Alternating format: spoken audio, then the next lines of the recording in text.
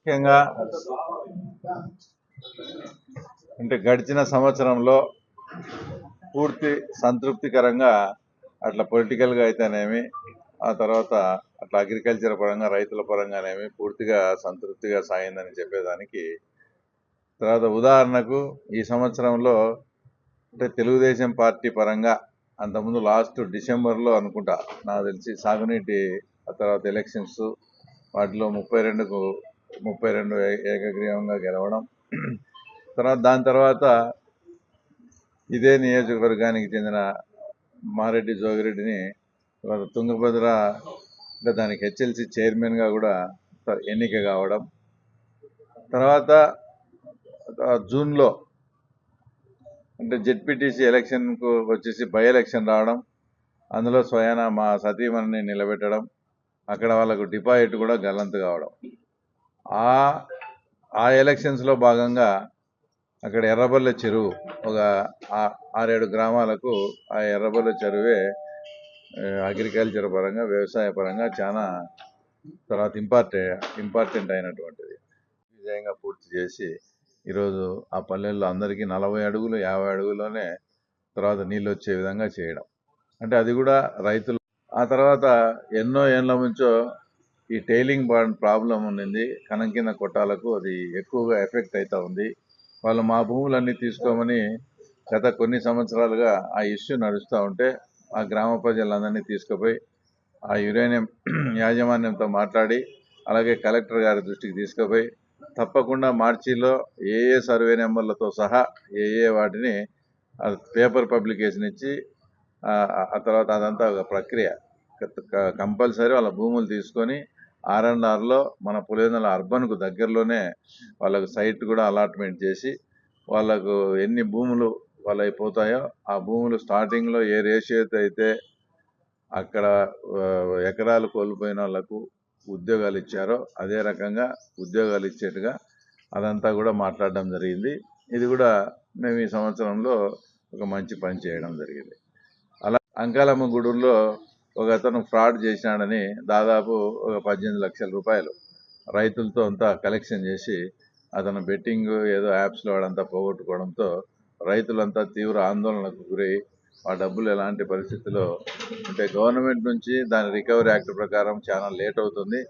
అంతలోపల మన ప్రాంతానికి చెందిన రైతులు ఎవరు గవర్నమెంట్లో పనిచేసే ఉద్యోగి తప్పు చేసినా కూడా దాన్ని మేము బాధ్యతగా స్వీకరించి అతను వాడుకున్న డబ్బులంతా కూడా మేము అంకాలమ్మ గూడూరు అగ్రహారం రైతులకు మేము స్వయంగా చెల్లించడం జరిగింది. చాలా బాగా ఈ సంవత్సరం గడిచింది. వచ్చే సంవత్సరం కూడా ఇంకా ఇంతకన్నా బాగా ఉండాలని కూడా ఆకాంక్షిస్తూ ఇంకోటి రైతుల ప్రాబ్లం కూడా అప్పుడు 2000కు 3000కు వచ్చిందని అంత రాద్ధాంతం చేశారు. మేము అనేక ప్రెస్ మీట్లో కూడా చెప్పినాం, డిసెంబర్ 10 నుంచి ఇది మళ్ళీ సెటరేట్ అవుతుంది అని మేము ఆ రోజు చెప్పిన ప్రకారమే ఈరోజు దాదాపు 18,000 నుంచి మళ్ళీ 22,000 ఉంది, 22,000కు వచ్చింది. అంటే ఒక చిన్న సమస్య ఏదైనా రైతుల పరంగా వచ్చేటప్పుడు దానికి తగ్గ యాక్షన్ తీసుకొని దాన్ని మళ్ళా పెంచే విధంగా చేయకుండా ఇది గవర్నమెంట్ మీద దోచేసి భయభ్రాంతులను చేసి ఇంకెప్పటికీ రేటు రాదేమో అనేట్టుగా భయభ్రాంతులు సృష్టిస్తే అది ఏమొస్తుంది చెప్పండి. ఈరోజు ఆ రోజు మేము కలెక్టర్ గారి దృష్టికి తీసుకుపోయి సీఎం గారి దృష్టికి తీసుకుపోతే హార్టికల్చర్ వాళ్ళను నార్త్ సైడ్ పంపించి అక్కడ మార్కెట్లోకి పంపించి ఇదో మా దగ్గర ఇప్పుడు ఒక వారం 10 రోజుల్లో ప్రధానమైన పంట మళ్ళీ అరటి G9 క్వాలిటీ వస్తూ ఉంది, ఇది మీరు మా దగ్గర తెచ్చుకోండి. హార్టికల్చర్ వాళ్ళను త్రూఅవుట్ రాజస్థాన్, జమ్మూ కాశ్మీర్, ఈరోజు మన బండ్లు జమ్మూ కాశ్మీర్కి పోతున్నాయి. అరటి జమ్మూ కాశ్మీర్, ఢిల్లీ అక్కడంతా మన హార్టికల్చర్ వాళ్ళని పంపించి వాళ్ళతో నెగోషియేషన్ చేసి మళ్ళీ ఈరోజు 18,000 నుంచి 20,000కు వచ్చేప్పుడు ఏదన్నా ఒక విపత్కర పరిస్థితితో ఏదైనా పరిస్థితి వచ్చినప్పుడు ఆటోమేటిక్గా ఎప్పుడోసారి మన కర్మ కొద్ది రేట్ డౌన్ అవుతుంది. అప్పుడు రైతులకు ఎట్లా మళ్ళీ దీన్ని సెటరేట్ చేయాలని ఆలోచన చేసి చేయాలి కానీ తర్వాత వాళ్ళని భయభ్రాంతులు చేసి అదేని ఇదని ఇంకెప్పటికీ రేటు రాదు, ఈ ప్రభుత్వం ఉన్న రేటు రాదని మా మీద దోచేసి ఇట్లా చేయడం అది కరెక్ట్ కాదు. ఈరోజు అద్భుతంగా మళ్ళా ఆ తర్వాత వాళ్ళు చీని కానీ అరటి రైతులు ఈరోజు వచ్చి మంచి పంటకు వాళ్ళు తీసుకుంటా ఉన్నారు. ఇంకోటి విచిత్రమైన విషయం ఏంటంటే ఎప్పుడో ఒక 15 రోజుల కిందట ఎప్పుడో చూశాను, మున్సిపల్ ఆయన చైర్మన్ మున్సిపల్ ఇన్ఛార్జి గారంతా పోయి ఆర్డీఓకు రిప్రజెంటేషన్ ఇచ్చారు. ఏమని? పులిందల్లో తాగునీటి సమస్య ఉంది, దీన్ని తీర్చాలా అని. ఇది ఎంత విచిత్రం అంటే, నాకు తెలిసి పులివెందుల నాకు గుర్తొచ్చిన నుంచి జయమ్మ సర్పంచ్, మళ్ళీ వైఎస్ ప్రకాష్ రెడ్డి సర్పంచ్. పులివెందుల్లో సర్పంచ్ ఉన్నప్పుడల్లా వాళ్ళే, మున్సిపల్ చైర్మన్ ఉన్నప్పుడల్లా వాళ్ళే.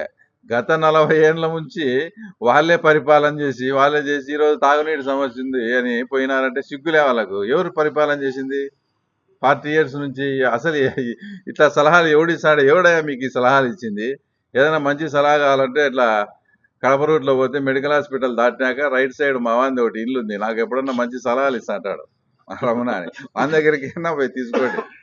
ఎవడయ్యా వాళ్ళకి సలహా? 40 ఏళ్ళు మీరు పుట్టినాల నుంచి సర్పంచులు కావండి, మున్సిపల్ చైర్మన్ కావండి, అన్ని చేసి లాస్ట్కు తాగునీటి సమస్య ఉందని వీళ్ళే మీరు రిప్రజెంటేషన్ ఇచ్చారంటే వీళ్ళని ఏమనాలా? వెధవలనాలా, అమాయకులనాలా? నాకు ఏమనాలా అర్థం కాలే. ఇంకోటి కూడా మీరు ఎన్ని రోజులు మా అల్లావుద్దీన్ అద్భుత దీపం ఉన్నట్టు నేను జీపుల స్టాండ్ వాళ్ళకు జీపు స్థలం కావాలని ఎలక్షన్లు అడుగుతానే 10 రోజులకి జీవో తెచ్చిచ్చినారు.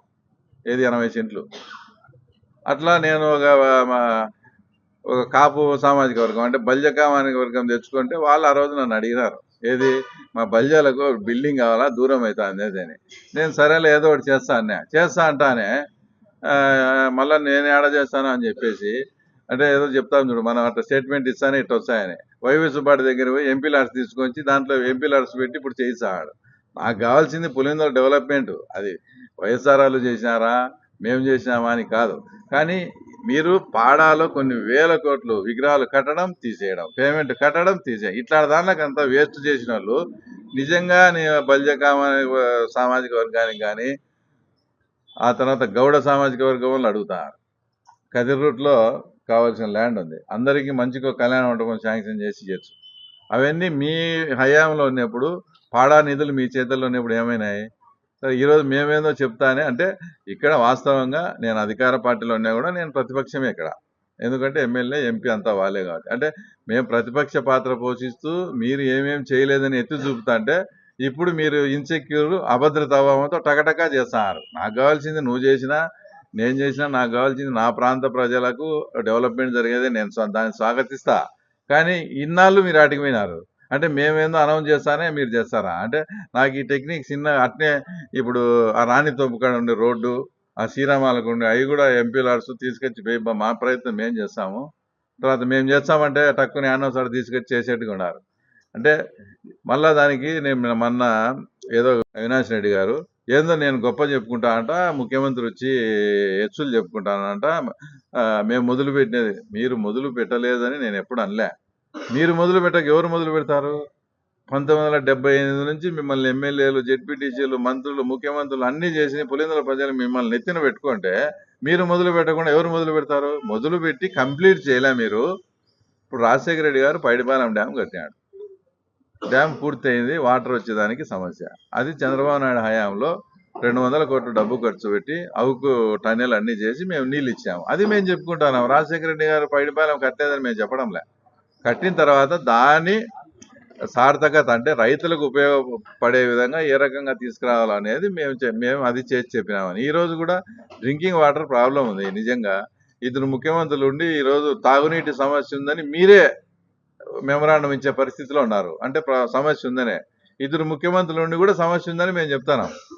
దానికి ఏదో మేము మొదలు పెట్టామంటే మీరు మొదలు పెట్టండి కాదు, మీరు మొదలు కాదు, ఇంకా ఏమైనా చేయాల్సిన బాధ్యత ఉంది మీకు. ఎందుకంటే మిమ్మల్ని అట్లా ఆదరించినారు పులివెందుల ప్రజలు.